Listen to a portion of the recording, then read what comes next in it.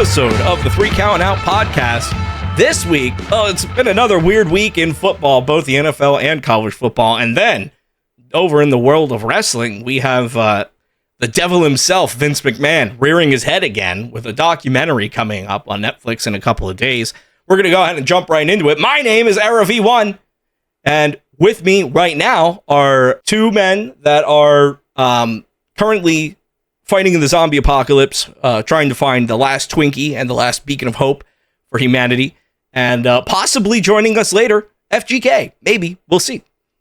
Yeah, I'm shooting zombies while trying to, and also failing at fantasy football really badly. So yeah. I'm Mike, and my fantasy football team is just in tatters.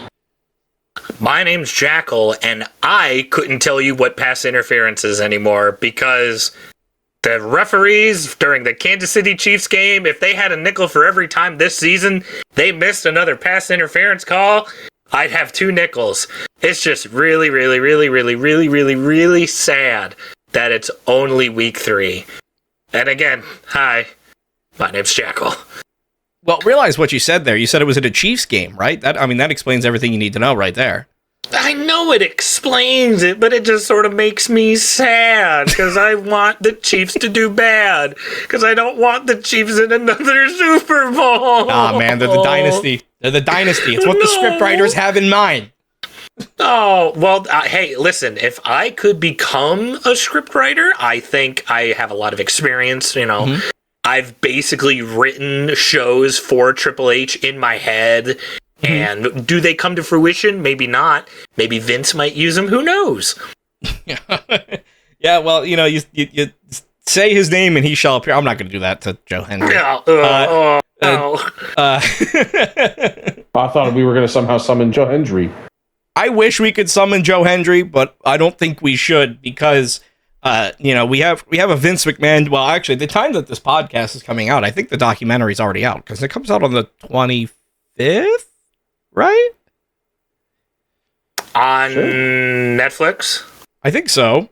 Yeah, hold on. Vince McMahon documentary. When does this come out? Yeah, the 25th. All right, so it's already out at the time of this podcast coming out. But while we're recording the podcast, it's before it has come out. And actually, an hour before we sat down to record this podcast, we got, well, not we personally, but the world got a one of those like little twit longer posts from Vince McMahon. I'll go ahead and read it to you here, but it does kind of talk and kind of give us a little bit of a view on where this documentary is going to go. So he says, keep in mind, this is Vince McMahon saying this, not me. I don't regret participating in this Netflix documentary. The producers had an opportunity to tell an objective story about my life and the incredible business I built, which were equally filled with excitement, drama, fun, and a fair amount of controversy and life lessons. Unfortunately, based on an early partial cut I've seen, this doc falls short to take the predictable path of conflating the Mr. McMahon character with my true self, Vince. The title and promos alone make that evident. A lot has been misrepresented or left out entirely in an effort to leave viewers intentionally confused. The producers use typical editing tricks with out-of-context footage and dated sound bites to distort viewers' perception and support a deceptive narrative. In an attempt to further their misleading account, the producers use a lawsuit based on an affair I ended as evidence that I am in fact, quote, Mr. McMahon. I hope the viewer will keep an open mind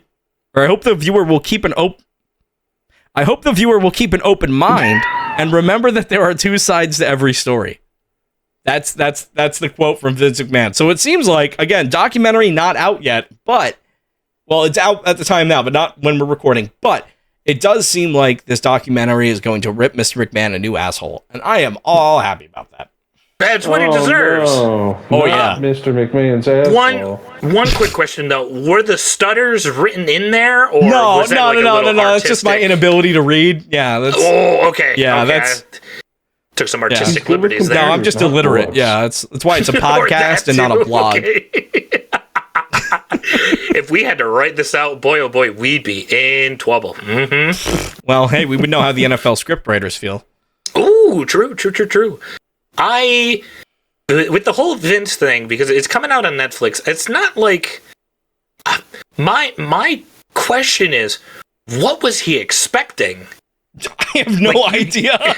You Because can't they're going to be like, have, yeah, we're going to paint you in the best picture possible, Mr. McMahon. we're going to gonna look actually like- fix everything wrong with your life right now. We're going to fix with one documentary. Get ready for It's it, going to be because all it's sunshine and coming. rainbows for you for here on out.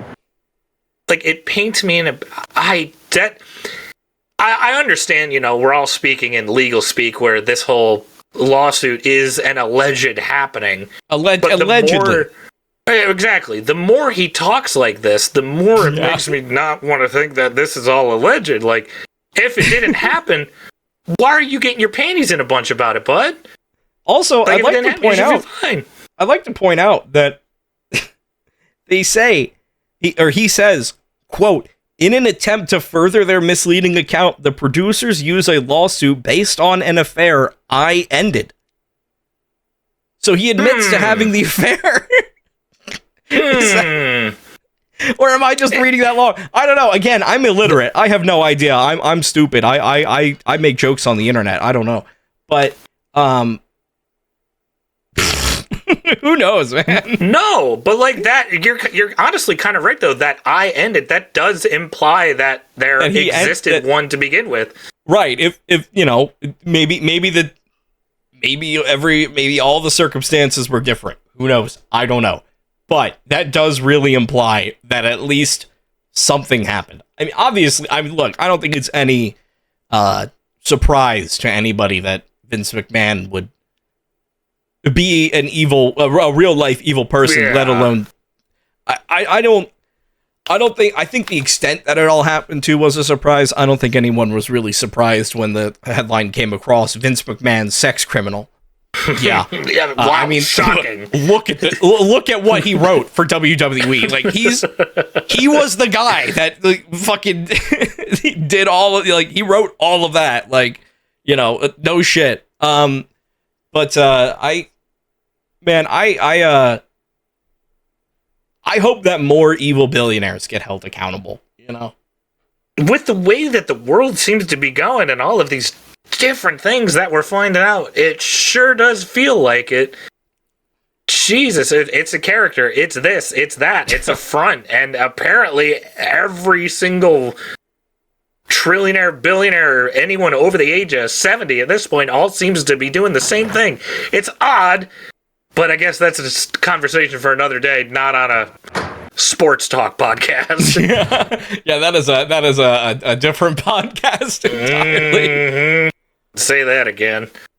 All I know is that wrestling's on its way soon. Bad Blood is fast approaching. I don't believe it's this weekend. I think it's next weekend, correct? Yeah, so Bad Blood is October 5th in Hotlanta, Georgia. It's starting at 6 p.m. because it's the first event that is like a WWE UFC event. They're doing these under TKO because TKO they own both companies. This was part of the This was part of the whole merger. This was the whole point. It's that way TKO can make a fuck ton of money with 2 pay-per-views in one weekend, run by different companies with different resources. They are geniuses. But Bad Blood starts at 6 p.m., which is earlier than like the 8 o'clock. I mean, the pre-show would normally start at 7. I guess now that starts at 5. That's weird. Yeah, I quite honestly, I kind of liked the 8 o'clock time because it let me do stuff like basically the entire Saturday. Like it let me go out and like I didn't have to go out in the morning. I could go out more towards the afternoon and go to the store and come back. Like it was just there was more time to kind of get stuff done. I mean, obviously you're only losing 2 hours, right? Like what are you really doing from 6 to 8? Quite honestly, I wasn't at that point. I was getting home at 7 to watch the pre-shows and just playing video games. So it's not like it's really gonna affect the schedule too much there. But I do think that this is probably going to be the time that we see moving forward, or at least it sounds like when there's these joint WWE UFC events. I don't know how often they're going to be happening, but from what I understand, it is basically like a full takeover of Atlanta. So damn. It sounds like they're going to make a boatload of money. So Now, do you know off the top of your head if UFC is running Atlanta as well or no? that is a great question. I don't know off the top of my head, but I can find, what is it, UFC? 340. I don't know. I lose track. 305, 306. I think it's if they're working together, it kind of makes sense. Like, it's under the same umbrella. Why not target the same city on the same weekend and just make it an absolute, event for people to go to? It's similar to like a WrestleMania weekend, yeah, but so it's another layer. It is UFC 307. It is not in Atlanta. They are in Salt Lake City, Utah. Oh boy, so they're in the complete opposite from Atlanta, turns out.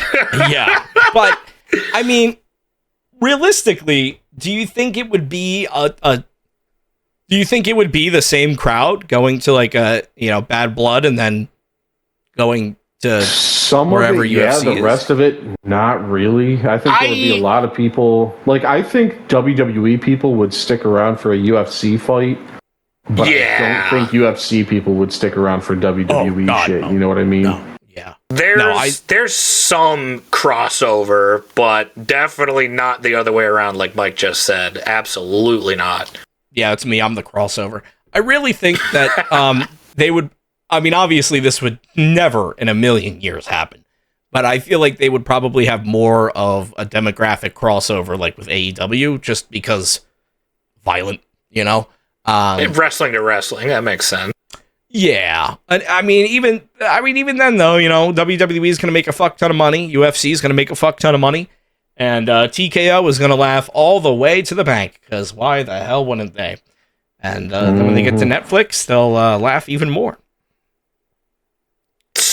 If I could talk right, that'd be who's better. The one stuttering now, asshole?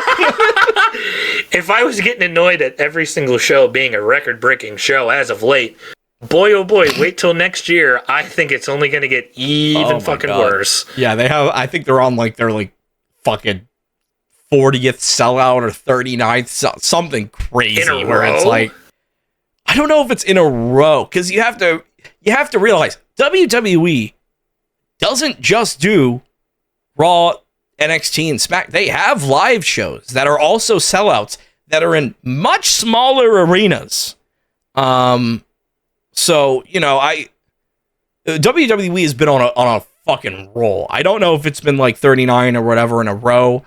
I remember Michael Cole said some stat on I think it was Raw or SmackDown, because it was Cole. But he said something, and it was in like the high 30s, 40s kind of thing. And because I remember, I looked at it and I was like, how does that number make sense? And I had to be like, oh, right, the live shows. They probably sell all those motherfuckers out. Which feels odd, and I shouldn't say odd, it's honestly smart, because I feel like they're running less live shows compared to what they were doing when... the big have been vocal that they're cutting it down. That's good. That was actually one of the things that I think came out of their UFC, WWE, TKO press conference bullshit that they did for the for Bad Blood for that weekend. They said that they were basically just going through, and they're not getting rid of live events, but I think they're cutting it from 320 to 300 or something, to an actual reasonable number. Listen, they are still working an insane amount of days a year. That much is for certain. But at the same time, they're cutting the live events that they said just really weren't as profitable as they should be. So, things like the holiday tour and special tours and things like that, I'm sure will still happen, international tours and stuff like that. But it does sound like they are at least cutting back on, your random WWE live shows. It sounds like they're cutting back on those, and in turn giving their wrestlers more opportunity to stay at home and be with their families. So it's not a bad change by any means, and they're still working an insane amount of dates. So it's not like it's, you know, it is not really affecting much, but it is a good change to say the least. I totally agree with that too, because I am a definite firm believer that, you know, I'll call a spade a spade. The views of Jackal Joker do not support the 3 Count It Out program of its entirety. Some of those, like the North Dakotas, South Dakotas, Montana, the Alaska tour, like those places, I would be fuming if I was a WWE superstar. Like, you're going to send me here, I'm making millions of dollars a year, I got to perform for 100 people again. Yeah. Like those the tiny ass towns in like Arkansas and middle of nowhere Nebraska. You don't need to run these shows. Like Corpus Christi, Texas. I have no idea why they keep fucking going back to these no-name tiny ass little towns. So the fact that they're cutting them back, I hope those are the type of cities that they're cutting out as well. Apologies if that's an unpopular opinion, but also sorry, not sorry. I don't really know if it is an unpopular opinion. I don't really know anybody that's like, I mean, listen, the live shows are live shows. You know, they're really not needed. They're fun to go to, sure, yeah, but in the grand scheme of things, they're not televised. They're not taped. They're not needed, especially nowadays when they have NXT and they can send people there. Because that used to really be like the big purpose of the live shows, was like, this person needs practice. But that's what NXT is for that practice on TV. You can still use your live shows for testing stuff out and testing angles and, you know, testing stuff in front of a live WWE audience. But realistically, I think some of the purpose of those live shows has been filled by having NXT.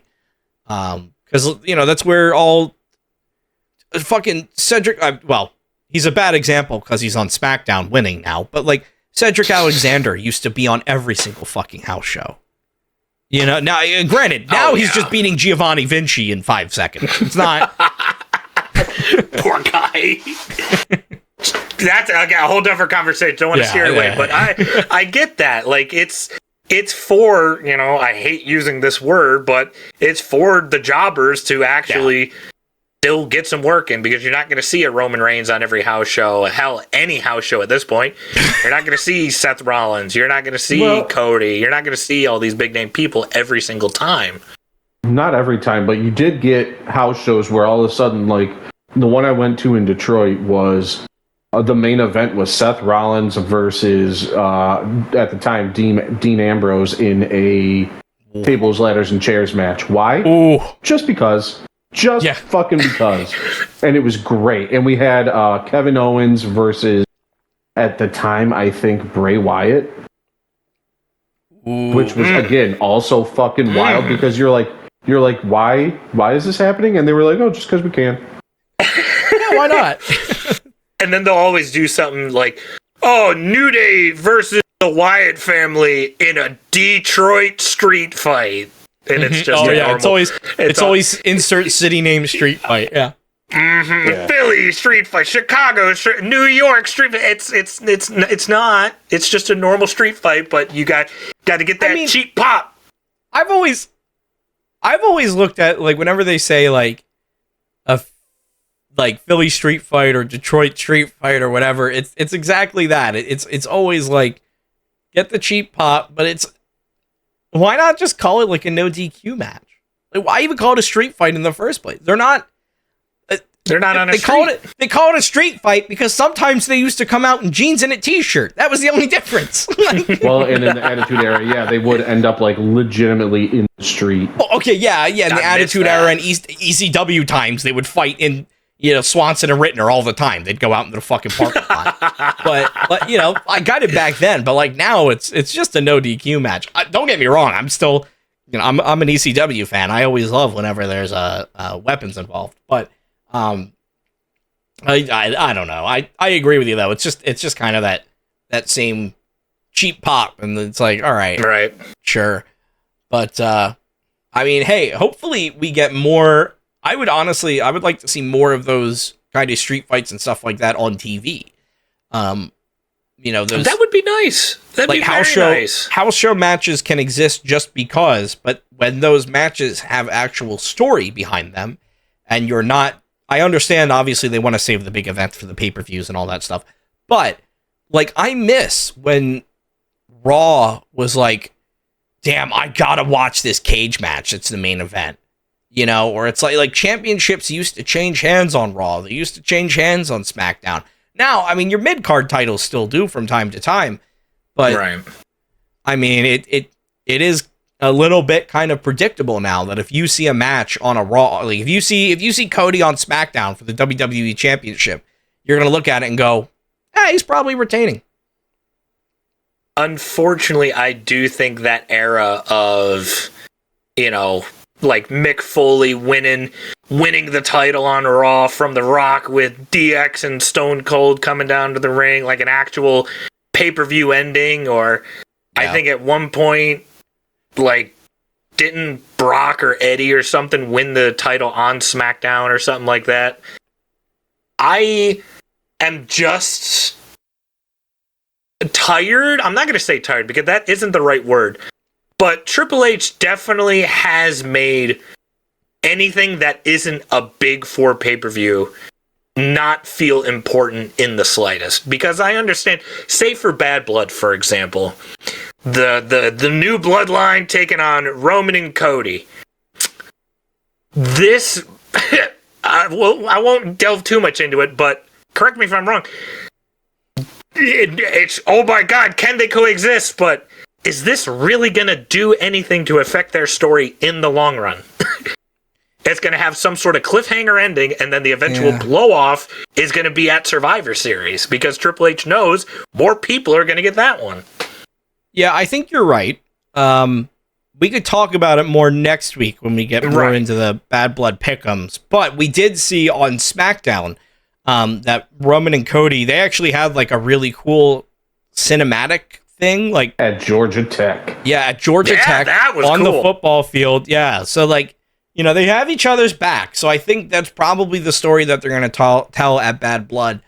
I would like to see, I think if you do more promos like that, and then you make the matches, they don't even have to be no DQ matches. If you just let them breathe.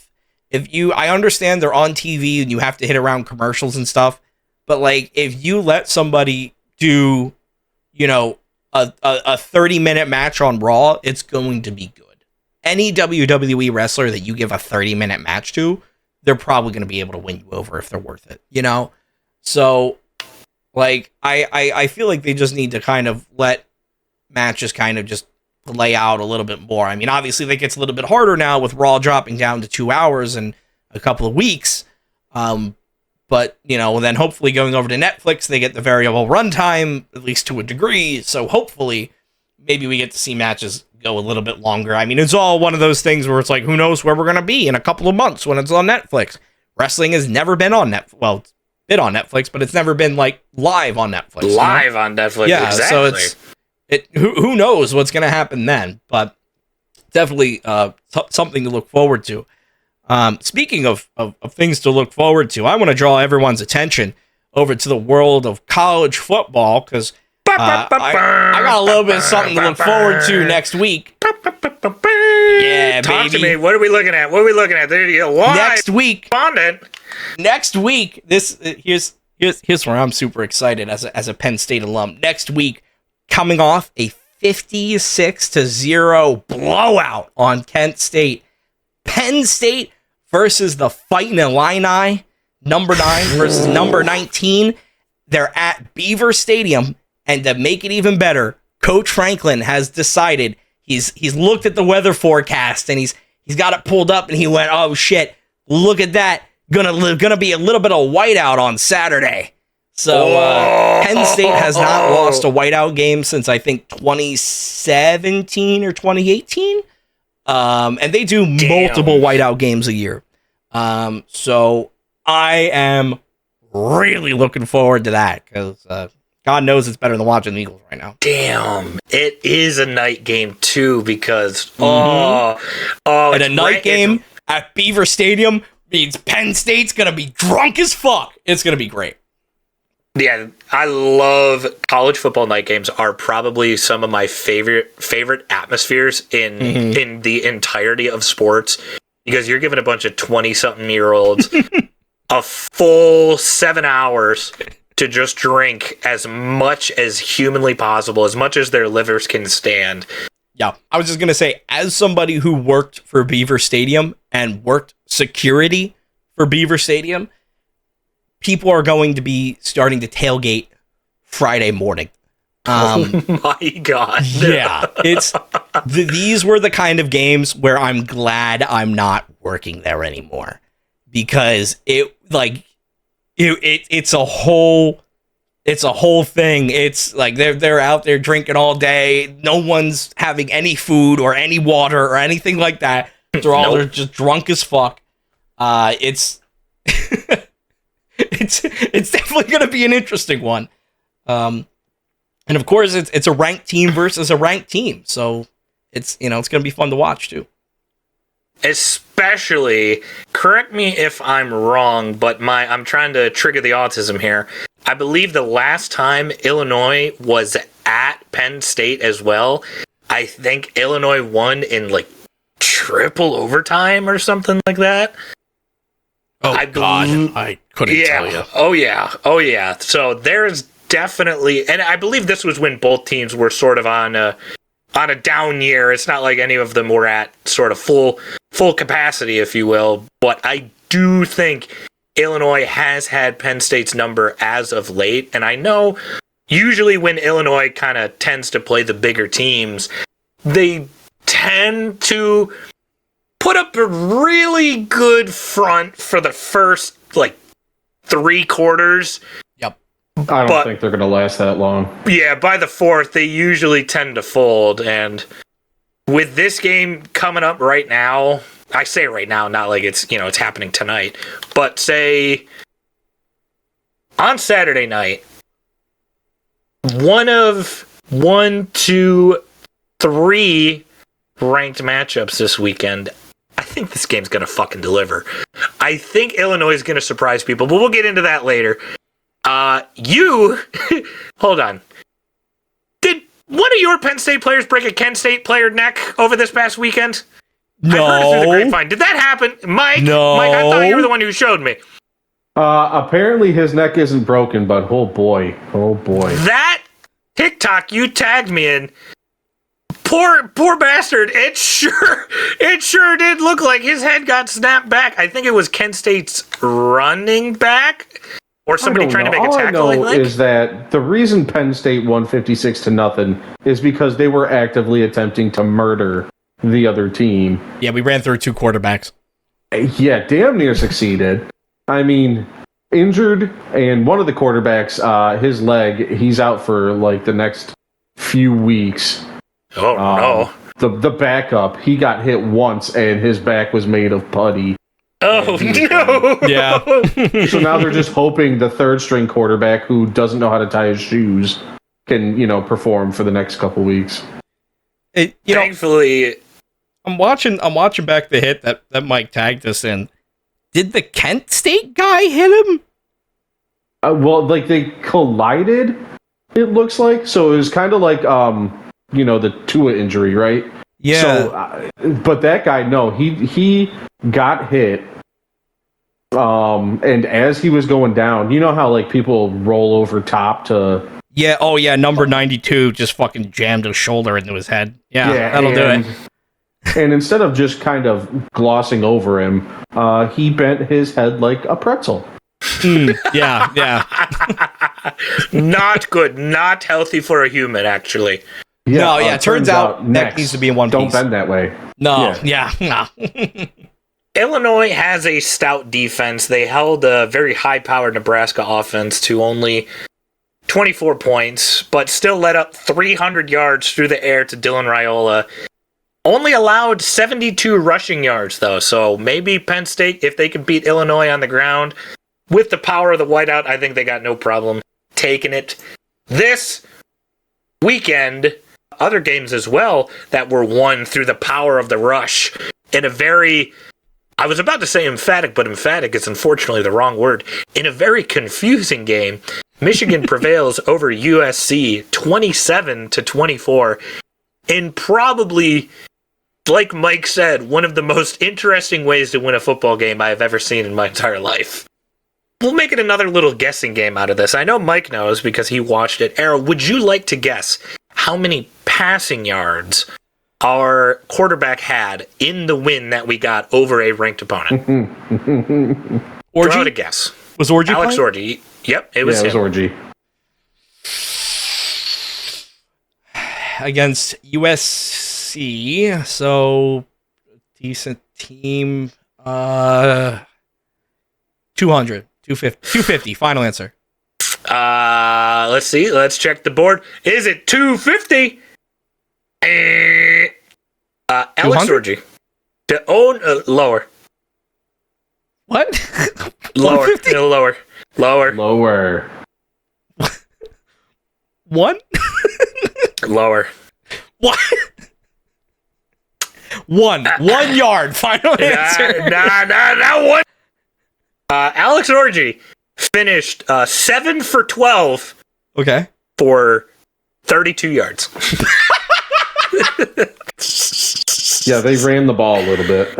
You think? Fuck! Threw it 12 times, 12 possible attempts to the sound of 32 yards. So, That what's it like? is What's it like to have a abysmal. running back that's playing their Road to Glory mode? Because that's what they're doing, man. They're just switching the play call on you. Yeah, if our rusher, on the other hand, Khalil Mullings, 17 carries for 160 and 2 touchdowns. That makes A sense. lot better, in my opinion.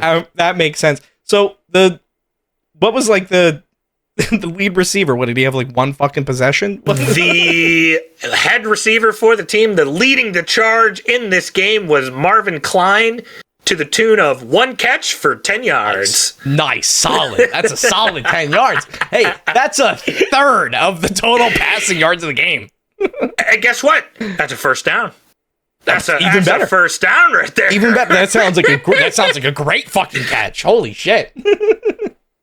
Khalil got the 2 TDs on the ground. What definitely helped was Will Johnson bailing out the team again, getting a very, very, very quick, emphatic pick 6 on Miller Moss. The only interception he threw all day for that pick 6. Miller Moss through the air, 28 for 51 at 283 with 3 touchdowns. So USC was moving the ball in the entirety of the second half because Michigan got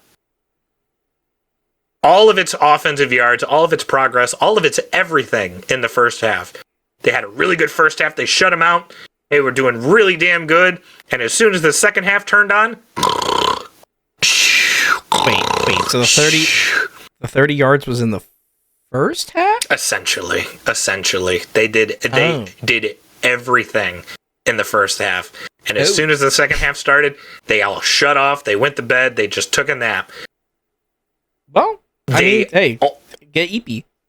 Yeah, EP too if you ran 30 yards. Ugh, Jesus. 30 Eventually, 30 yards is like it's I don't nothing. even know how to- It's nothing.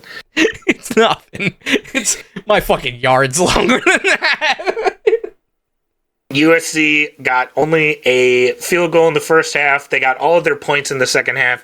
Michigan marched the ball down the field in, I think, the final 2.5 minutes, scored with 40 seconds left, and held USC, and then we ended up winning the damn game. So a win is a win in my books. I get what the coach was trying to do before, where he was like, all right, I'm going to put in the dude that throws the ball instead of running because he doesn't have legs. With Davis Warren. The problem is Davis Warren also can't throw a football. We don't have a quarterback that can throw, which we know. We understand that. We have 2 running backs and a running back. That's what we have. And, I mean, he just needs to kind of accept that we don't have a quarterback that can be a quarterback right now. We just don't have one. Davis Warren is fucking ass. He's going to be ass the rest of the year. It's fine. Let him learn. Behind Orgy. Let him learn how to throw a football. Fuck that. Orgy's Let him not gonna teach him graduate. how, but, like, let a quarterback coach teach him how. Let him watch, Texas tapes. I don't know. Do something. Here, do something. This kid's name, Archie Manning. Learn from him. Yeah, him and Ewers. But just run the ball 87 times, get 400 rushing yards, and win the game like a goddamn adult. That's all it is. It's pretty. Hey man, simple. a win's a win. Damn right. And looking forward, thankfully, Michigan, I think, gets to take a breather here because not anywhere near as good as the USC team is old PJ Fleck and Minnesota. And I believe Minnesota right now is sitting at 3-1 they're sitting at 2-2. My bad. I wrote that wrong. Oh. Maybe you guys will have a 56-0 shutout next week too. Right. I hope. That is also a rivalry game for Michigan, so if we could get that Little Brown Jug to come on home, I would not be upset with Little Brown that what? one. Jug. The Little Brown Jug. Oh, I think like a milk jug. Well, more like no, it's like that cartoon when you see the little like the jug that has the 2 X's on it that signify a bottle of booze. Like the cartoons in the 70s. It's that jug. I love some of the weird shit that college football has rivalry over. Oh yeah. Oh, it's bizarre. It's very odd. What's that? Isn't there a school that has like a fucking like axe or something? Like Paul Bunyan's axe. The Paul Bunyan Trophy. Michigan and Michigan State play for Paul Bunyan himself. Mm-hmm. I know a couple teams down south play for a pig. I know some teams play for an old wheel, like a wooden wheel. It's amazing. It just has the land grant. Yeah, there you go. I think that's Penn State. That at least kind of makes sense. It's a very. I'm not going to say the trophy looks good because it is kind of ugly if you really. Oh, it looks look like at it. shit. I hate. Yeah, it's cool. That just sort of feels like the grandeur of college football because there's really not going to be anything like that in the NFL whatsoever. No. I do think though, if my autism is autisming correctly, I do think the Little Brown Jug is the oldest rivalry trophy in college football. Ooh, because that's some history. Michigan's been around forever. Minnesota, is one of those schools that started out in the 1920s, so they've both been around for a while, so it makes sense. Yeah, they got quite the football lineage. Indeed they do. And another school that has a good football lineage is probably the most confusing school in college football right now. As we look at Notre Dame, 28-3 over Miami of Ohio. And this is odd to me, in my opinion, because this is coming off last week where they absolutely dick-slapped Purdue like 76-0. So... I'm sorry, did you say it was Miami or Ohio? Miami of Ohio. Oh, it's both. Oh, fuck. Oh, yeah. There's Miami, Florida, and then Miami of Ohio. And Miami of Ohio is obviously not what you would call a high-end D1. Yeah, I didn't even know that they existed until this moment. So that should tell you all I need to know. That's definitely one of my cousins went there. That's the only reason I even knew it existed. Oh, there you go. Do you think he's going to rebuild them in College Football 25? No, she won't play that game. Well, shit, somebody should. They deserve it. Do they? I don't know. Knocked them off 28-3, and the only reason I wanted to bring them up is because they might be one of the games we pick later, as it is number 15 Louisville traveling to number 16 Notre Dame Saturday in the middle slot. Very interesting game. It would certainly help out the resume for Notre Dame after they went down and dropped to Northern Illinois to put them back into the hunt for a college football playoff spot, being the one of the first 12 teams to make it into the 12-team playoff this year. Louisville's hot. Louisville's very hot. They've sort of been sputtering ever since Lamar Jackson left. And if you didn't know, Lamar Jackson is currently the starting quarterback for the Baltimore Ravens, and he ended up going to school at Louisville, and he was one of those players that if he was in college football, the college football video game right now, he'd break the game. Oh yeah, he was 100% a cheat code back in college. That game should be very interesting. A game that was very interesting this past weekend was one of our picks that we did, where Utah traveled to Oklahoma State. I believe it was number 12 versus number 15, as Utah ended up prevailing 22-19. I get that pick right, baby. It's not any teams that we have any sort of horse in the race for, so we won't spend too much time on it. Utah moves up to number 10. Oklahoma State drops down to 20. I'm going to make a little claim here. This is probably going to be the Big 12 championship rematch come December. Yeah, this was Oklahoma's first loss? Yes, I do believe that this was Oklahoma's first loss. Yeah, I could see that going to the Big 12 championship. And it was close enough where it'd be a good game, too. They are 3-1. Utah is 4-0. And I think it's more along the reason of I don't see anybody else in the Big 12 only having one loss, whereas I do see Oklahoma State winning out the rest of the way. Tennessee kind of puts it in. True, very true. Tennessee went into normal Oklahoma for the college game day, the night game, knocked them off 25-15, solidifying themselves in the number 5 ranking out of the top 25. Oklahoma drops down to 21. And the game of the weekend, in my opinion, was one that I certainly didn't expect at all. And we have a little bit more to talk about because content creator was not necessarily involved in this one, but he sure did make a weird fold to it. Colorado knocks off Baylor 31-38 in overtime.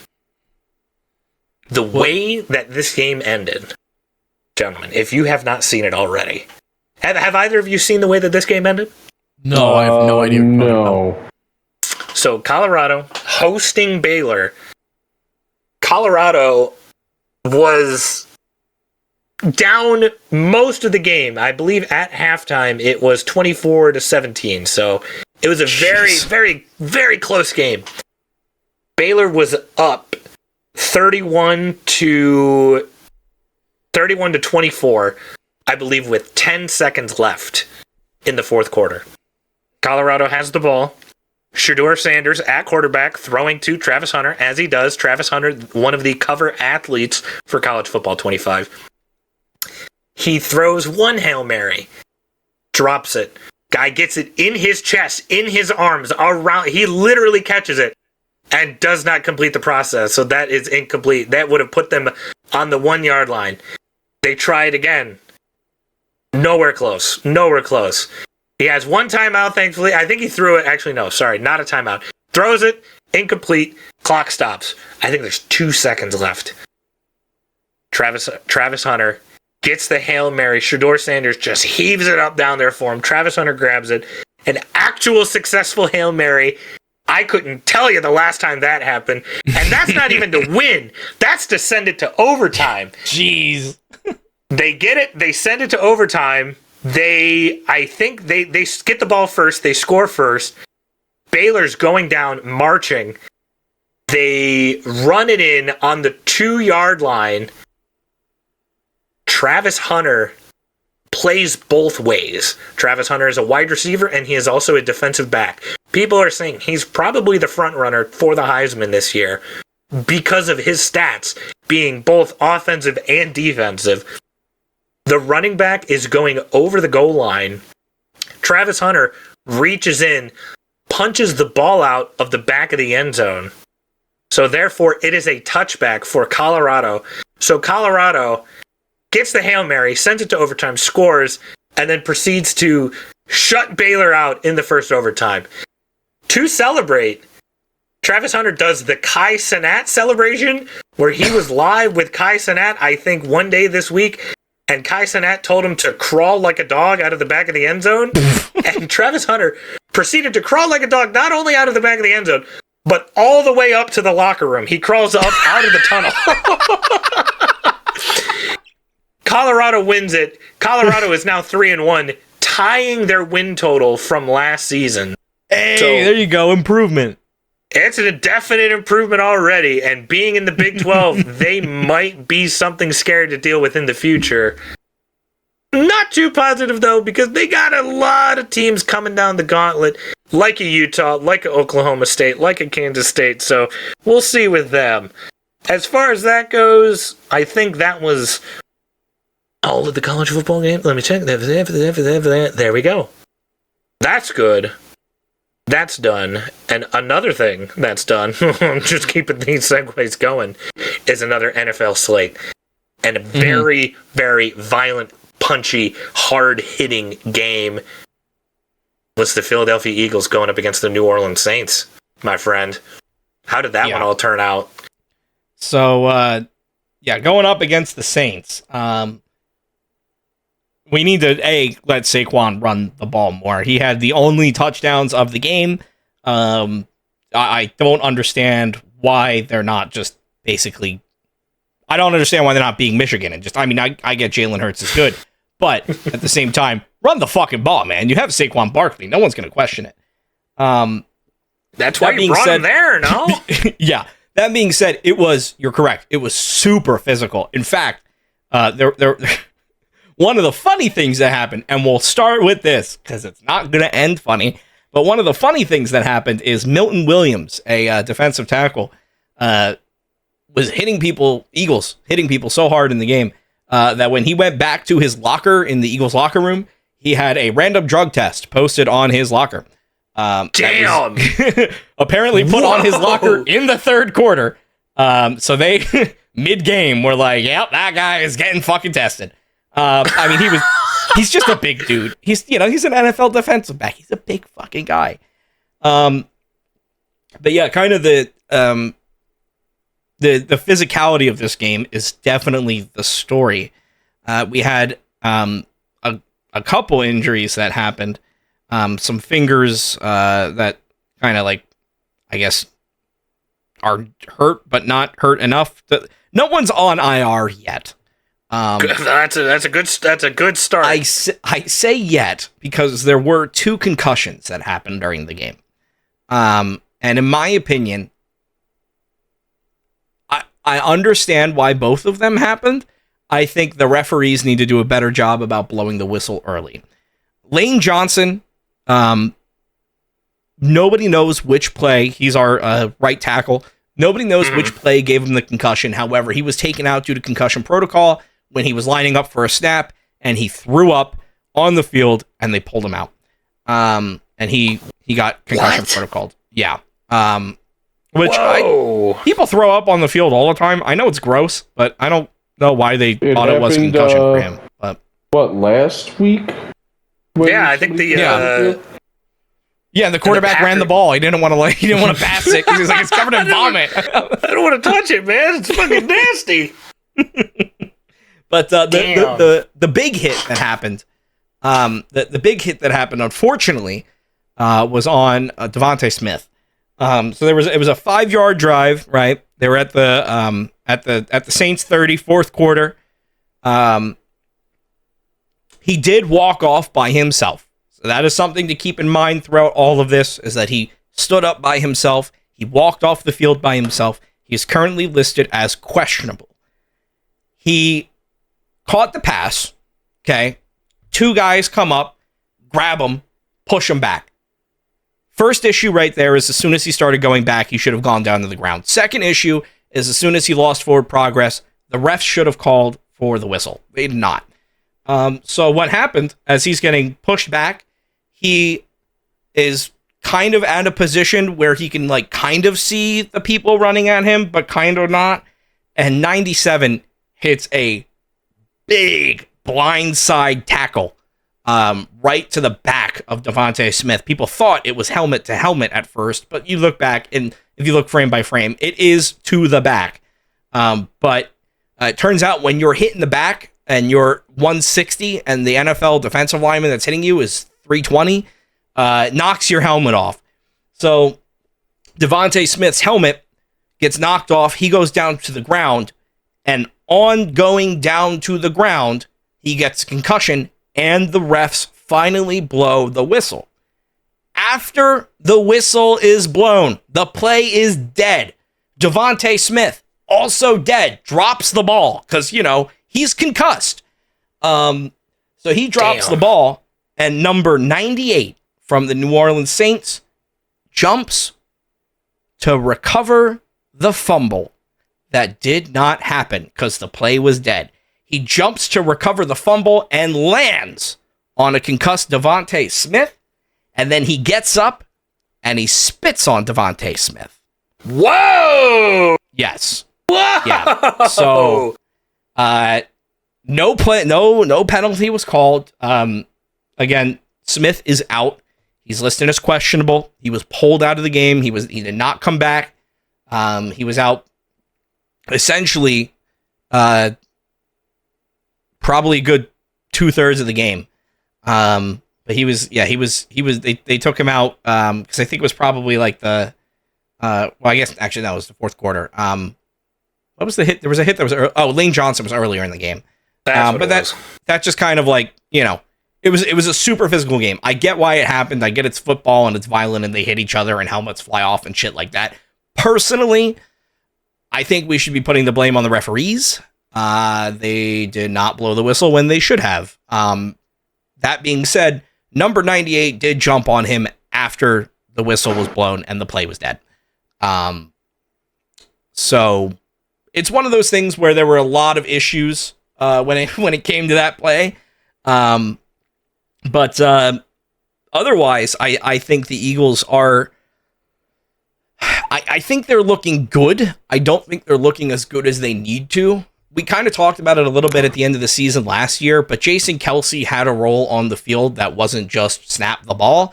He was also the dude that was trying to read defenses and calling back to Jalen Hurts. This is the first year that Jalen Hurts has kind of had full responsibility, not for play calling, but just for basically just being an NFL quarterback. He's always kind of had assistants. This is the first year where they're kind of like, all right, figure it out. You're the guy now. Right. And Jalen Hurts does have good plays. He is able to read those defenses, but he's an NFL quarterback. I'm not. So what the fuck do I know? But I feel like he's maybe needs a little bit more time to adjust to that, because even on Monday night, Monday night, and then, Sunday, because we had the two kind of those two weird slots.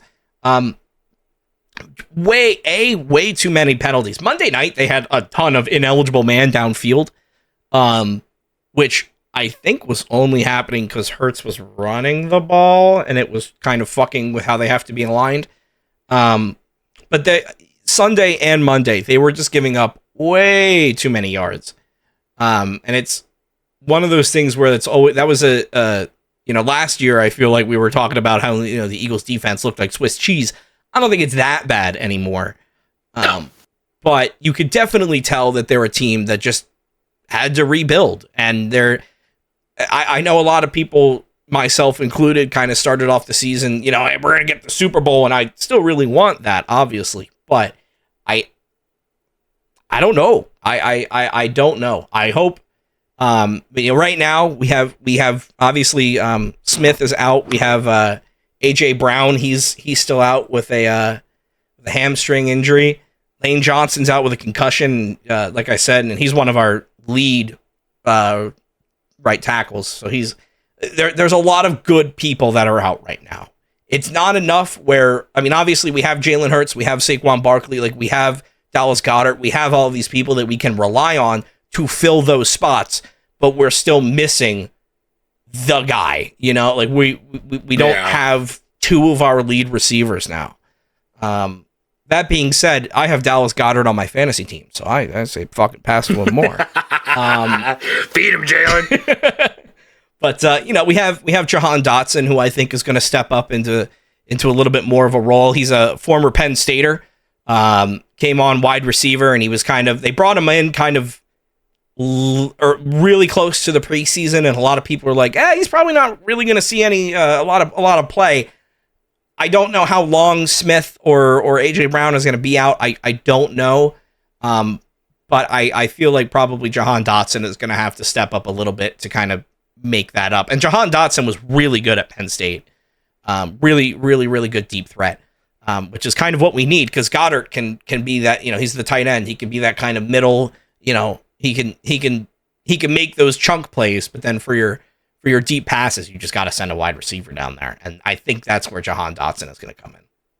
And unfortunately, it's not really like you have a sort of gimme game to get right at. No. Because I believe you guys are actually going back and having your own personal little playoff rematch. Because, correct me if I'm wrong, you are traveling to Tampa, if memory serves. Yes. Yeah, we are going to the Buccaneers. Well, hold on now. You're facing a Buccaneers team that just got waffle stomped by the Broncos. Yeah, it's 2-1 versus 2-1. So if you were talking to me after they just recently beat the Lions, I would say, "Oh, good luck," because they're gonna fucking find a way to win. They sure shit did with us. But now, oh yeah, I think people kind of figured out that this team is beatable because there's nobody there. So I think you're gonna be just fine, but they're still stout. They're still a very, very stout team. Yeah, I hope we'll be fine. The one thing that worries me is that if we have Smith and Brown still out, again, we have people that can step in for chunk plays and deep threats and all of that, but it becomes a lot easier as a defensive coordinator to look at that and go, okay, their pass game is already hit. So, we need to focus on Saquon. And I feel like right now he is one of the last legitimate threats that we really, one of the I mean, Goddard's good, but Goddard is, again, really just for those chunk plays. He's a tight end. He's not going to go deep. And if you want to really kind of pull away, you need to be able to get those deep plays. Jahan Dotson can hopefully step up into that, but another way to get a deep play is to give Saquon Barkley the ball and let him jump over people and hurdle over people and break motherfuckers' ankles and pick up 30 yards left and right. So, yes, the receiving game is hurt, but we still have Barkley, so I'm not really going to panic too much. That being said, the last time I said that, we were sitting here last Monday recording this right before Eagles, and I was like, yeah, we'll probably be fine, and then we weren't.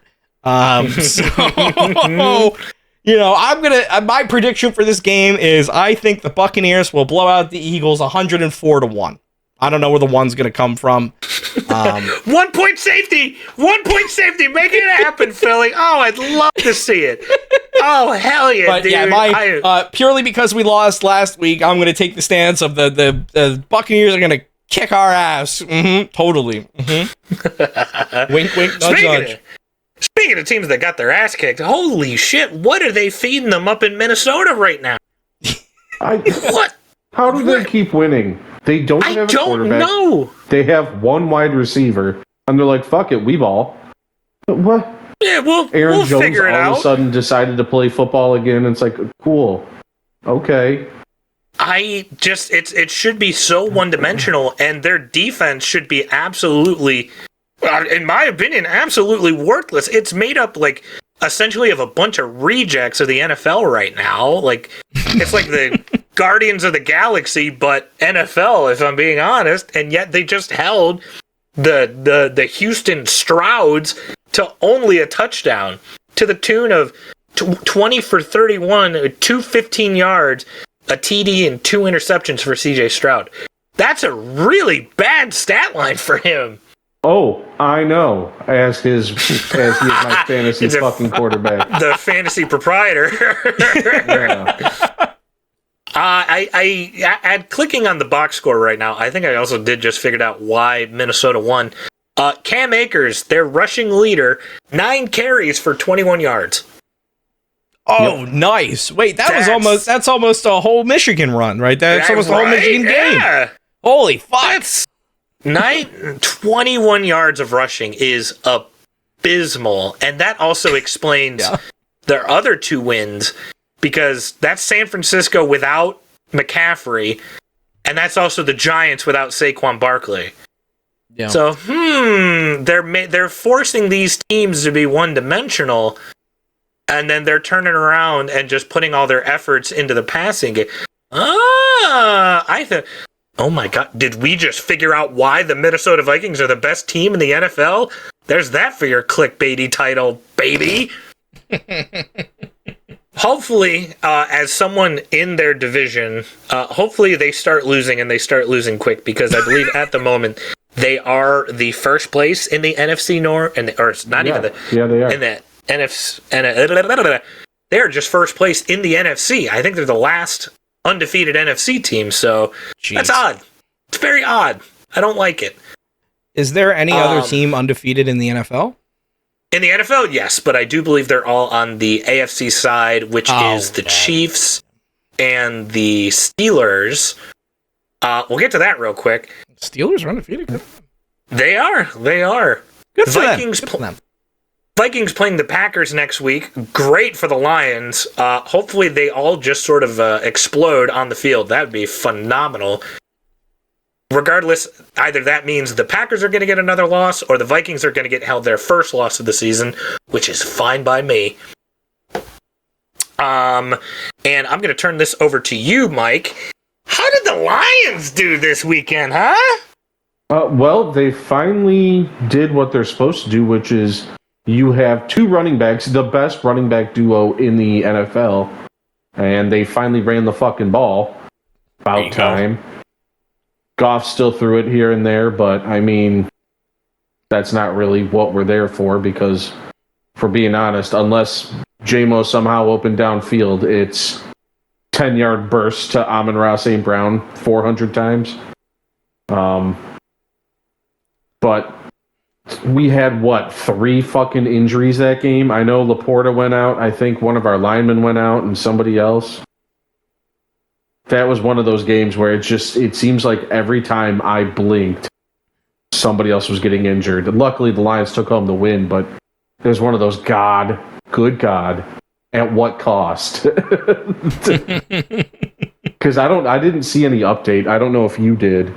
But I didn't see anything on Laporta's injuries. I don't know how a lot of the injuries turned out this weekend, whether players are still coming back and they're fine or what. But yeah, I wish they made a list of who got injured in each week and from what, because it seemed it seemed like whichever game you decided to turn on this weekend, somebody was getting carted off, taken off. It seemed like every game had that. And let's see here. I checked. Hello, I'm here. Hello, did you need me? Hold on, I had to take emergency bathroom break. I'm back. Huh? Oh, Mike, I was just gonna say. I checked Sam Laporta. He is currently listed as questionable from a low ankle sprain. Questionable. Okay. So. Yeah, that. Who knows? That game, man. Every time, I was like, okay, we got points, I think. And I look and I'm like, Jesus Christ, who else is injured? They turned the wear and tear up. I think it is confirmed at this point that Derek Barnes did tear his ACL. Oh, damn. Ooh. I believe if you have a computer searchable right now, I would be mucho appreciado. I have the roster pulled up. Who'd you say it was? Derek Barnes? Derek Barnes. Everybody else sort of seemed like very minor injuries. He was the only one that actually got carted to the locker room. So he's like a secondary starter. He's not not a very vital piece, but a very, very important depth piece. Yes. Oh, so I wanted to bring this up because I have no idea where it's from. I just saw it on TikTok, and if I get a second, I'll tag you guys in it because it blew my mind. I don't know if it was college, high school football. I was watching this play where a dude caught a ball and was running, and the guy, instead of tackling him, ripped his helmet off. Just straight off his head. Oh, nice. Boy. Guy didn't go down. Guy stumbled. Then somebody decided to fucking tackle him and drove his head square into the ground. Ooh. Oh. And he was carted off. I believe it was a college game, like that one of those sounds low, like a college. Yeah, I hope it's college. Low, not D1 college games, but yeah. I saw that and I was like, what the fuck? Ref, call it. Yeah, really. Call it, man. Please hurry! Please on the field. When a helmet goes off, play's dead. Yeah. That's fucking it. We don't continue after that. That's how people end up vegetables. There's been a couple helmets popping off. To provide some context on Derek Carr, though, Dan Campbell said, or Derek Barnes, Dan Campbell said, the Barnes will be out for a, quote, significant amount of time. Yeah, kind of figured. They did not confirm kind of what injury it was or anything like that, but yeah, he is out. That's understandable, which really sucks because it's something that's very avoidable in football. He got chop blocked, and yeah. I think the way that the turf was, it just sort of caught his foot, and the lineman obviously kept driving. So, you know, if something's going into your knee and your foot stays put, yeah, it's probably gonna hurt, man. Yeah, you're gonna tear something. It's not going to be, I hope, super impactful for the defense, but that is going to be felt for a good chunk of time now, and we could use all the help on defense that we can get at this point, as the Lions are welcoming the Seattle Seahawks, taking our turn on 3-0 still somehow Monday Night Football. Oh my God, they are 3-0. So sorry, I incorrectly answered your question. The Vikings are not the only 3-0 team in the NFC. As well as the Seahawks. It is going to be... Hey, man, Seahawks defense is great. Lions Seahawks on Monday Night Football, and the Seahawks have had the Lions number for many a year at this point. I hope that we sacrifice something against Tampa and against Arizona to hopefully be able to beat this goddamn team. I don't know if you guys were watching or know the fact that Geno Smith is not what you would call, or at least for a long time, was not what you would call a good fucking quarterback. No, like that not man by any means of the word. Played a lot of years of really bad fucking football, and all of a sudden he finds this goddamn team, and they're better. They're as good as when they had Russell Wilson in prime. Pisses me off. It's very frustrating. Garbage. Yeah, I mean he does have. I think he has one of the best wide receiver cores out there. I mean, when you have DK, Tyler Lockett, and then Jackson Smith, Njigba. Yeah, see that name carefully.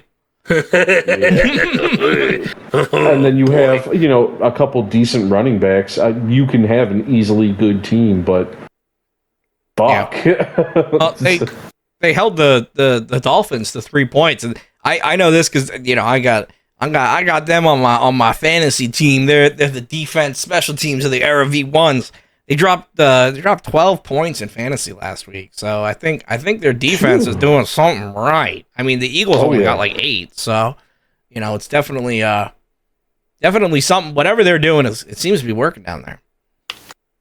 Also, that is still the Tua-less Miami Dolphins as well, too. So well, it's you know, impressive on paper, yes, but I do think the Miami offense was neutered because of the CTE. However, he should wear a fucking Guardian cap instead of getting fucking concussed every 40 seconds. No, he should if wear Tua comes back and he's not wearing a Guardian helmet. Yeah, you need to wrap him in bubble wrap. You need to get one of those fucking hamster balls, you know, the ones that you blow up and you put them around. Do one of those. Just let the fucking jugs machine throw the ball for him. Like, having Tua out on the field is just way too dangerous. If he does not come back in a Guardian cap, there needs to be a legitimate discussion about whether or not Guardian cap should just be required. I feel at the very least, as soon as you have your first concussion in the NFL, because you're going to have a ton of concussions in high school and college and all that, and you're not going to report them and all that bullshit. As soon as the NFL knows that you've had a concussion in an NFL game, you should be wearing a Guardian cap. Yeah, you put it on. You put it just for the safety of the sport, the duration of the sport, because if all these current football players, you know, are just collecting these concussions like Pokemon cards in high school, I'm no doctor, but I feel like the quality of brain is probably going to start going down significantly here. Hey, you're no doctor, but you are familiar with concussions. You're Indeed I am. Well, former and probably current concussion haver. Several times over. From football, though. You had, like, well, I mean, also a good amount of chairs to the head, but football still, too. It's very interesting, like, seeing and understanding things that I was taught and trained for. I say trained, like I'm not just, high school football, but still, I guess the right word here is trained. You were at practice. That I'm seeing all of these current NFL players do, and just seeing ones not do it as well. I don't know if they're just choosing not to, or they just forget, or the training just wasn't ever there, or whatever it was. I don't know, but the safety is and should be the number one concern moving forward, in my opinion. I know. So brave of me to say that. Yeah, right? Such controversial opinions we have. Oh, concussions are bad. Getting some good clicks on the podcast here. Concussion, no good. Player, be safe. Thank you. Title of the podcast, Vince McMahon and concussions? Every time I think of that, man, it feels like I get a concussion in the first place. So you consider them one and the same. Who knew? Yeah, he's probably got a good amount of concussions too. I mean, WWE, they used to smack each other in the head. They don't give a fuck. Speaking of smashing each other in the head, these two teams went back and forth. What a segue. Wait, another quick question. I don't know if you guys saw it. I know I sent the thing about it. The two people that collided and knocked each other right the fuck out. Which game was that? Well, that's happened a lot in general. I don't remember what game specifically it was this past weekend.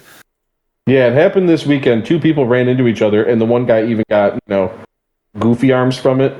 Oh, yeah, when the arms go up, that's how you know it's a bad hit. He said, wee, I'm on a roller coaster. Yeah, well, you're not on a roller coaster. You might feel like it, but you're not. The Ravens took it to the Cowboys 28-25, really making sure that they are still dim boys. And it's so funny. Dak got his money. And Jerry said, "You gonna win some football games for me, Dak? You gonna do that for me, boy?" And Dak said, "No, I really don't want to go." Oh, and I think they're 1-2, only getting a win over Cleveland. Another surprising matchup that happened is old Andy Dalton, Red Lightning, coming in, knocking off the Raiders 36-22. Maybe the Bryce Young experiment was the issue all along. One of the surprising matchups that happened... Hold on. Did you hear what else happened to Bryce Young? No, I did not. I feel kind of bad for him, but I mean, it shows who he was dating. Lost his job, lost his girlfriend. Oh, no. No, Bryce. Yeah, it was like news right afterwards. I was like, oh, man. You brother. Double tapped. That's rough. That's shit, man. Well, he lost his girlfriend, and Brock Purdy lost all of his weapons as the Rams make a miraculous comeback against the 49ers, 27-24. Etching a win in that column. And when the 49ers lose and the Dallas Cowboys lose on the same weekend, America wins. Oh, yeah. America wins. That's a beautiful, beautiful weekend there. Real quick, I know we're running a little bit long at this point, so we'll kind of just glance over the other games. Cleveland let America down, making sure the Giants are not the only winless team this season, as the Giants knock off Cleveland 21-15. Yeah. The Broncos open up their horse cheeks and take a horsey dump on the Tampa Bay Buccaneers, which kind of pisses me off, just telling me that the Lions really should have won that fucking game, 26-7. Malik Willis gets his revenge against the Titans, 30-14. Turns out Will Levis still sucks. Well, and I don't know. Number one, their offensive line is made not just of Swiss cheese, but wet paper. Oh boy. Oh boy. That's he got sacked 8 times. He got hit 16 times. The fact that man can walk is a miracle. But like, he was just getting knocked on his ass constantly. They're like, why is he throwing interceptions? Because he's fucking scared.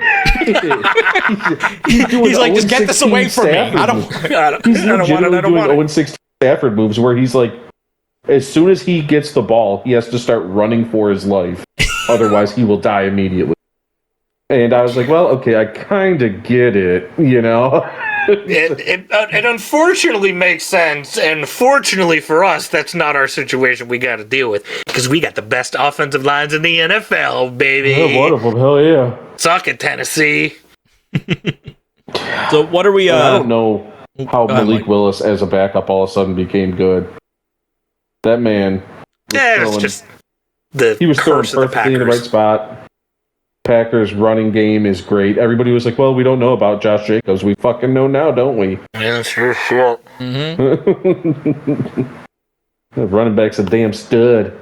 Steelers moved to 3-0, knock off Jim Harbaugh 20-10. Damn shame FGK's not here to enjoy that.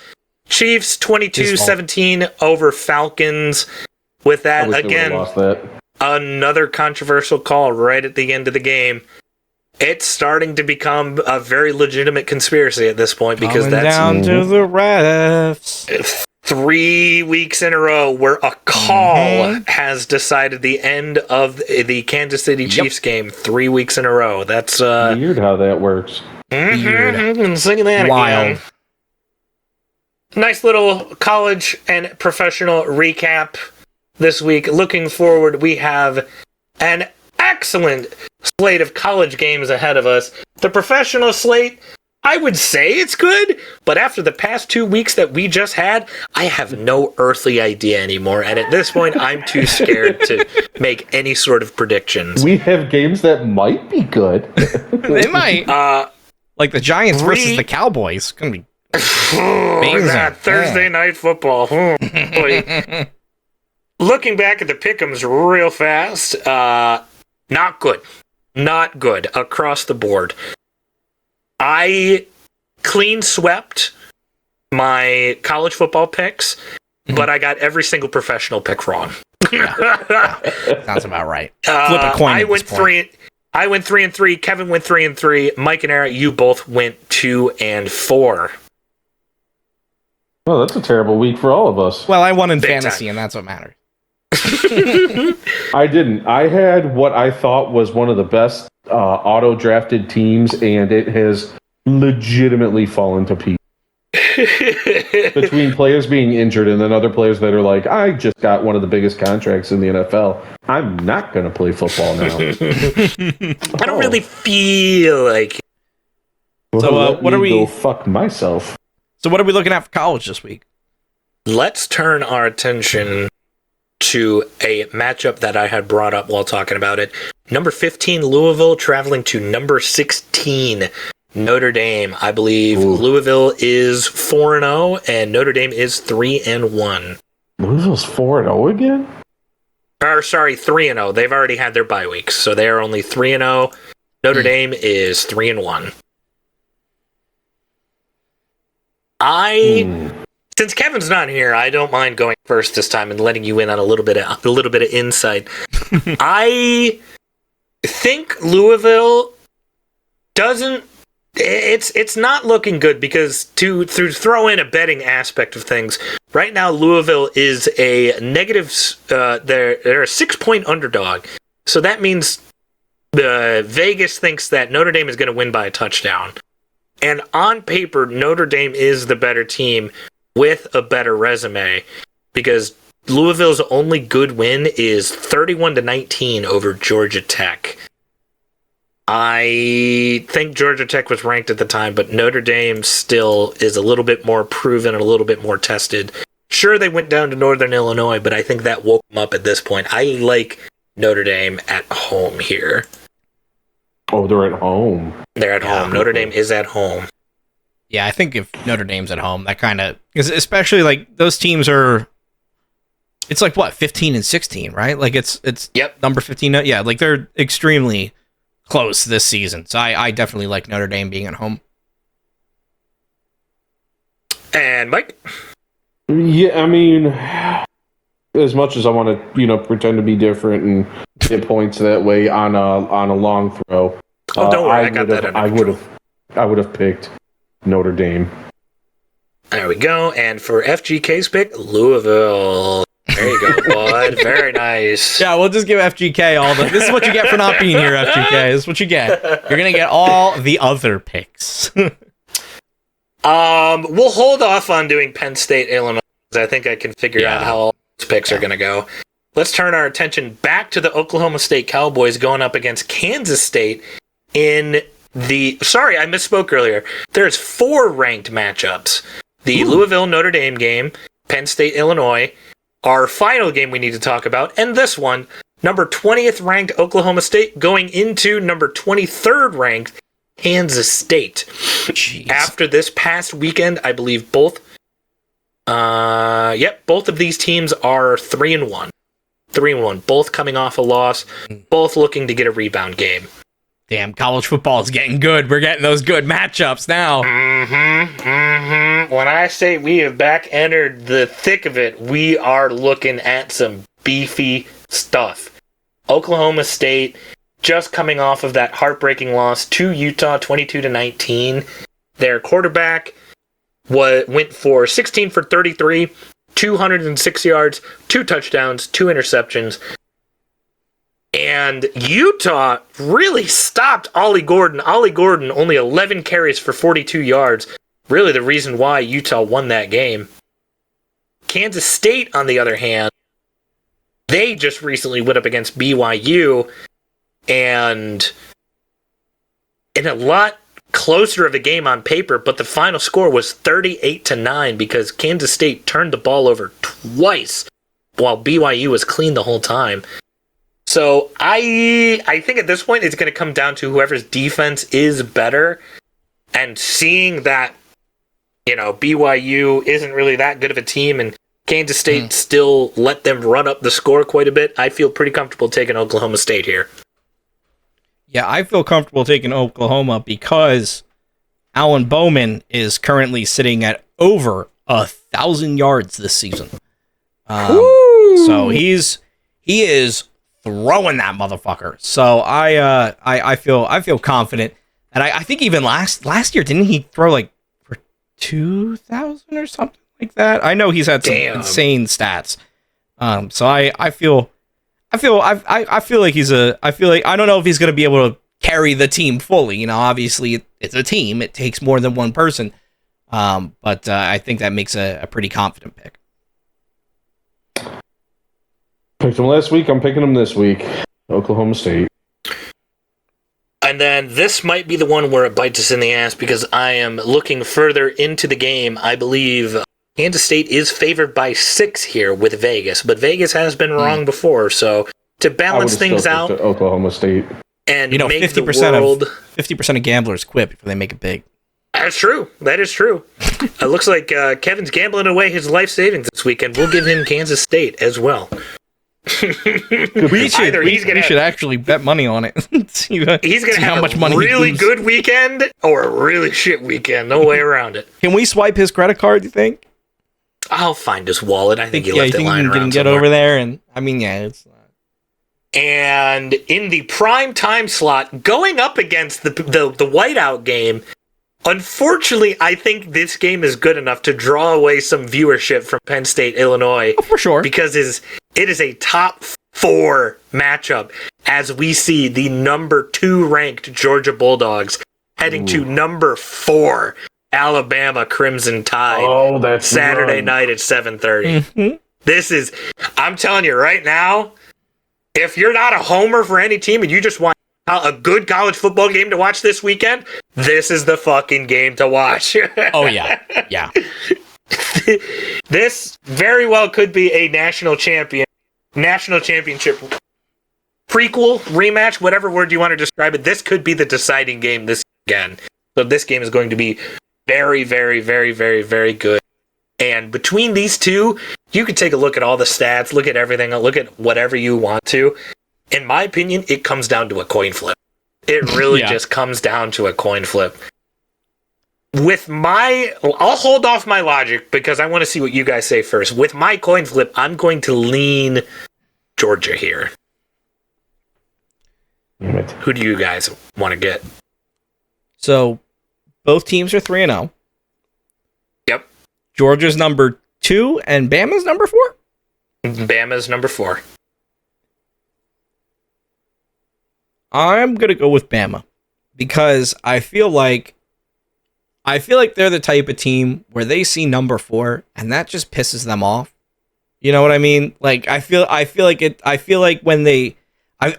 Alabama is going to be able to rise to play against Georgia. And I feel like, Georgia's obviously, in that kind of that light of a national championship contender and all of that. And that's going to put even more kind of pressure on Bama to make sure that they're really prepared when they step into this. And I feel fair. If Bama can get the win, it kind of puts, obviously it's going to put them over Georgia. It's only going to be probably affecting, that top 5 rank, but still, that is a significant jump to jump from number 4 possibly to number 2. So true. I'm going to take Bama. Mike, talk to me sweetly. All right. This past week, Kentucky almost beat Georgia. Yep. 2 weeks before that, Georgia fucking mud stomped Clemson. Orange Bowl last year, Georgia whooped the tar out of Florida State. Yep. A few weeks before that, though, Bama beat Georgia. Yep. This is one of those games that either Georgia's going to lose by 2 or 3, or they're going to win by like 40. What do you feel? What do you feel in your gut, in your heart of hearts? Give me Georgia. Ooh. Damn. I'll give Kevin Alabama. Make it a little bit more balanced. I think the difference maker here is that this is going to be the first Georgia versus Alabama game without Nick Saban on the sidelines. I think that is probably going to be the difference maker here because Alabama is, I think his name's Kellen DeBoer, the former the Washington coach that took Washington to the national championship. He left Washington to go to Alabama, and he's had a bit of a cakewalk to start it off. Is he an upgrade over Nick Saban, though? No, I'm saying he got an upgrade. Oh, yeah, he got an upgrade. Got a big upgrade. Alabama did not get an upgrade. Alabama did not get an upgrade. This is his real first test, and boy, tap, dance, and howdy, what a first test to have. I don't think he's going to have the right mindset going into this. I think Georgia pulls out a close one. Not a blowout, definitely close. Turning our attention to the professional slate, not a bad week on paper, because I think we're slowly starting to figure out all of these teams a little bit more. Are we? No, I can't say that confidently whatsoever. You're telling me you don't want to watch the action-packed Cowboys versus Giants? As fun as that sounds, believe you me, that sounds like a hoot and a holler. I think I'd rather watch the back of my eyelids, actually. Hey, somehow, apparently, the Giants will be able to figure out a way to win. Who knows? Yeah, if the Giants win this game, I will buy a jersey and give it away for the podcast. Oh shit! I will do a giveaway for this podcast if the Giants beat the Cowboys Thursday night. Book it. How about this? If the Cowboys beat the Giants, you said? No, Giants beat the Cowboys. If the Giants beat the Cowboys, and you have to leave a comment too, because we need more comments. There you go. Yeah, yeah. You have to leave a comment to get the jersey. There you go. Yeah, leave a comment telling us your pick for the Cowboys versus Giants. And if the Giants win, we'll pick somebody from the comments and send them a jersey. Let's take our attention to a game that will affect both the Eagles and the Lions. The Lions more so, but it'll still affect the Eagles. Let's take a look at that Minnesota versus Green Bay matchup in the early slot Sunday afternoon.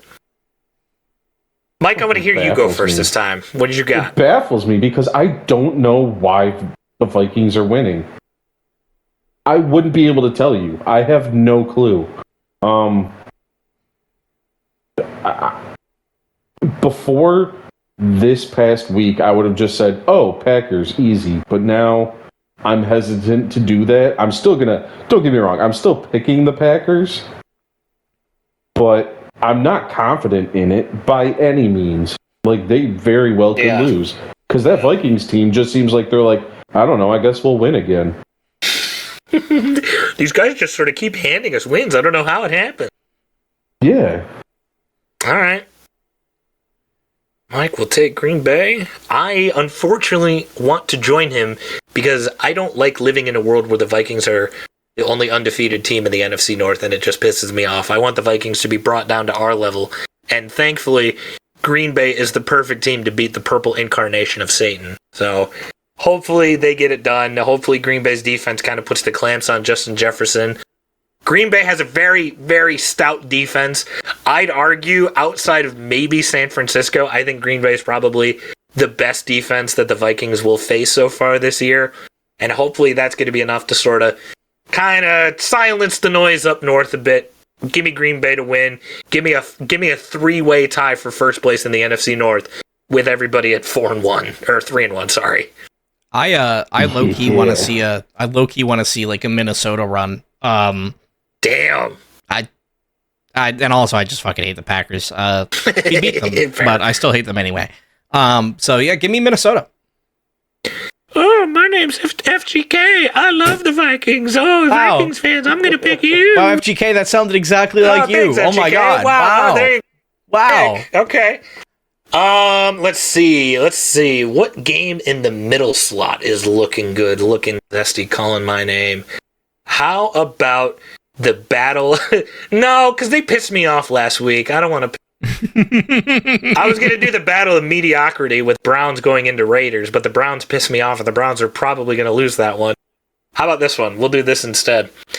Looking to the AFC side of things, as the 3-0 Pittsburgh Steelers are traveling to the 1-2 Indianapolis Colts. Again in the 1 o'clock slot. Mike, who do you got? I know when I pick the Steelers, this will be the game. Anthony Richardson just somehow gets his mojo back. Unless he tries to run and gets conked again. You know? No, don't get conked. Gonna get conked all over. But, I mean, Justin Fields is playing okay. He's not playing stellar or anything, but he's playing better than he was with the Bears because he has a moderate offensive line. They have Najee Harris. I think he might be out with an injury, though. They still have Jalen Warren, who's a great running back as well. I'm gonna again, not confidently, pick the Steelers. 2 weeks in a row picking Pittsburgh. They didn't let you down last week. Maybe they won't do it again this week. Era. I don't want to say Pittsburgh, but they are 3-0. I'm gonna say the Steelers. I feel like the Colts are a little bit too just a little bit too, I guess almost like one-dimensional. Like they seemed very, very focused on just trying to get chunk plays and things like that. Again, they're missing that kind of deep threat. And I feel like, again, the Steelers being 3-0, they're obviously riding a high right now as well. So as much as it pains me to be a Philly person and pick Pittsburgh, win anything. I forgot about that. Unfortunately, I'm going to have to say Pittsburgh. I was let down by the Colts 2 weeks ago. The Pittsburgh Steelers went against my pick last week. I don't know what to do here, because Anthony Richardson against the Bears defense went 10 for 20, 167 yards, and 2 interceptions. However, pretty fucking bad. If you take a look at the rushing, Jonathan Taylor reminded everybody pick in fantasy football last year. You cut out a little bit there. Repeat what you said about Jonathan Taylor. Hello, am I back again? Yeah. Yep. Yeah. Sorry, a bunch of technical issues on my end tonight. Sorry, ladies and gentlemen. It's Discord. Don't worry about it. 23 carries, 110 yards, 2 touchdowns. Ooh. So where Anthony Richardson was lacking, Jonathan Taylor definitely picked up the slack. Now, is the Steelers' defense better than the Bears? Some people would say yes, other people would say no. I would be one of those people that say yes. Is the Steelers' offense about as good as the Bears is right now? Well, if you're looking at the teams that they've played so far, they're better, but I'm going to say not by much. I think the matchup to watch is more than likely going to be the Colts offense versus the Bears, not the Bears, the Colts offense versus the Pittsburgh defense. And I think the edge should be given to Pittsburgh here, but with my spoiler, I'll pick one upset in the NFL. This is going to be it.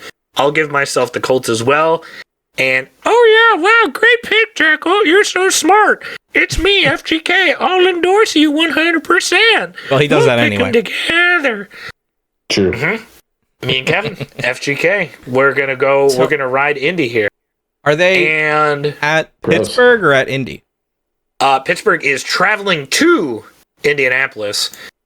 Might be on something. Might be onto it. Since I want to get more into the sort of gambling side of things, Pittsburgh are 2-point favorites at the moment, but the Colts opened as 1-point favorites. And when they say open, that means as soon as the game's finished, the Colts were favored on paper. But through the course of last night and today, bettors have switched it to Pittsburgh being the favorite. Well, I'll be honest. Watching Anthony Richardson play, some people like him. I am underwhelmed. He knows how to run. He's another mobile quarterback. But, I mean, he is playing for the Colts, don't get me wrong. There's a big asterisk there, but he hasn't done anything where I'm like, wow, that's a great quarterback. Thankfully, Mike, the Sunday Night Football game has 2 great quarterbacks in it for you to decide between, as the Buffalo Bills are traveling to the just now found a win Baltimore Ravens. We're going to be able to see the Buffalo Bills later tonight as they have a Monday Night Football game against the Jacksonville Jaguars as we're recording this. So we don't know the results of that game just yet, but they are traveling to Baltimore in what should be a really good game, if not the game of the week next week. Fuck. Yeah. Mm-hmm. And I believe I picked against the Ravens this week, unfortunately. Can confirm. You did pick Dallas, and Baltimore ended up winning that game. I mean, are the Bills currently, they're what, 2-0? 2-0. Their third game will be played in right now, I believe. Which means they should end up 3-0 because they're facing Jacksonville. Not good. And Trevor Lawrence is about as depressed as a quarterback can be without being on suicide watch. Not to cut you off, but I like Buffalo here. I'm not big on Baltimore at all this year.